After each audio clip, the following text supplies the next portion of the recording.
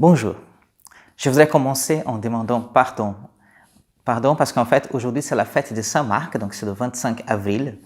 Mais en préparant les homélies, en fait, comme je prépare, j'ai anticipé pour près une semaine, j'ai préparé l'homélie de deuxième samedi de Pâques. Donc en fait, on va méditer sur un texte, c'est le deuxième semaine de temps pascal. Mais en fait, si vous participez à la messe, vous allez voir que les textes sont d'autres textes, c'est une autre liturgie, c'est la fête de Saint-Marc, l'évangéliste Saint-Marc. Donc l'évangile donc, de la deuxième semaine du temps pascal, du samedi de la deuxième semaine, nous dit « Le soir venu, les disciples de Jésus descendirent jusqu'à la mer. Ils s'embarquèrent pour gagner Capharnaüm sur l'autre rive. C'était déjà les ténèbres et Jésus n'avait pas encore rejoint les disciples. Un grand vent souffrait et la mer était agitée.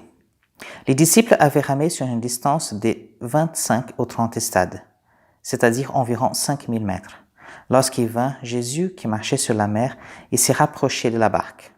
Alors ils furent saisis de peur.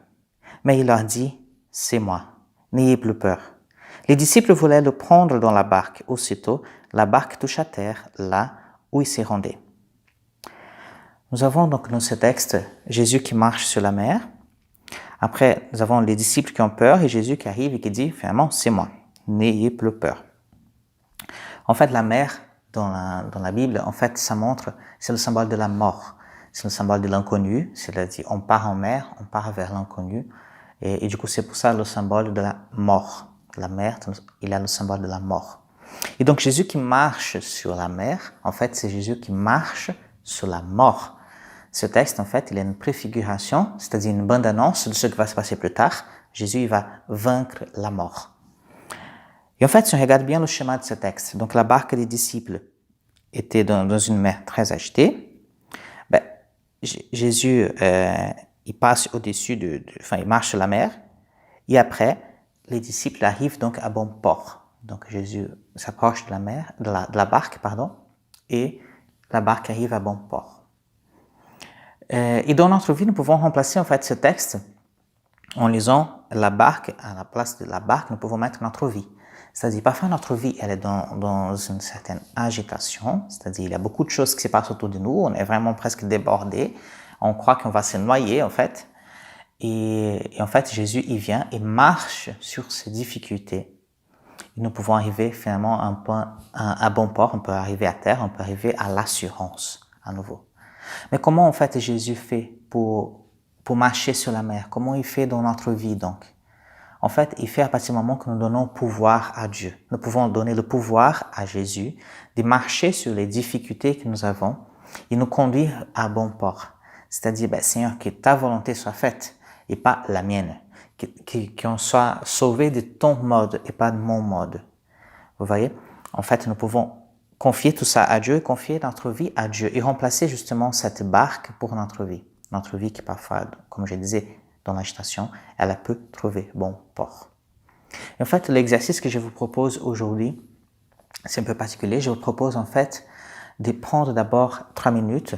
Vous pouvez mettre un réveil 3 minutes après, ou même si vous voulez, n'a pas besoin de le mettre forcément.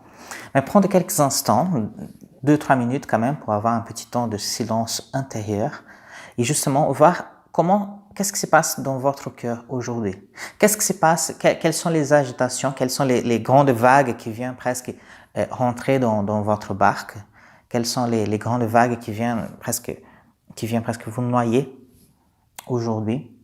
Et donc vraiment, c'est pour ça que c'est important de prendre quelques minutes, pour de vrai, pas quelques secondes, mais vraiment quelques minutes, avoir le temps de faire ce silence intérieur dans notre cœur et voir tout ce qui se passe en nous. Et après ces petits moments-là, je vous propose tout simplement de confier cela au Seigneur, de prier peut-être à notre Père.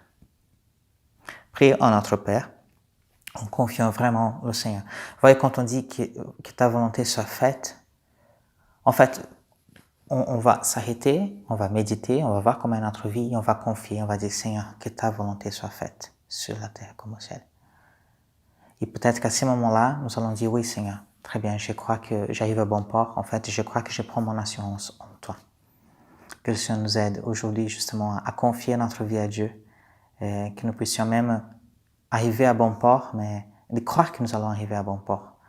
et que nous ne les laissions pas être submergés par les grandes vagues, et que nous puissions accueillir Jésus avec nous.